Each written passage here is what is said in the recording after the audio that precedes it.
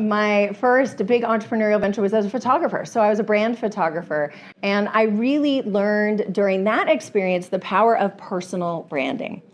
Because I realized that everybody's work was pretty good, right? I did a lot of wedding photography, which was so fun.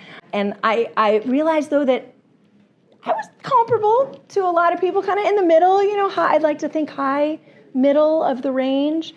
So how was I going to stand out? What was I going to do that was going to be different? And one of the ways that I really grew that business was doing bridal shows.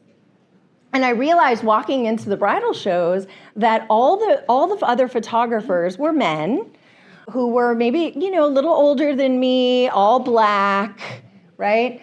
And they did, I as a woman just stood out, my style stood out, but I really leaned into that. I was like, all right, how do I use this to my advantage, right? And so I started showing up in cute little 1950s, bright pink dresses, my hair's, red, it was even redder at the time, right?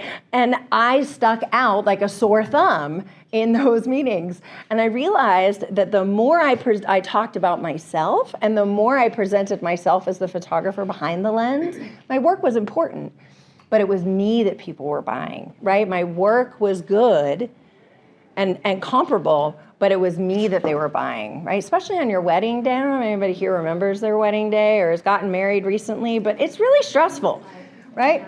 And so creating a personal brand where people learned and trusted me was incredibly important in growing that business. And so now I help other people to figure out those two things that I just talked about. One is like, hey, what are the things that I should be doing? And then two, how do I be the face of my brand in a way that doesn't feel gross and weird and spammy and icky? Because that's the first thing that people say, like, I don't want to be a Kardashian.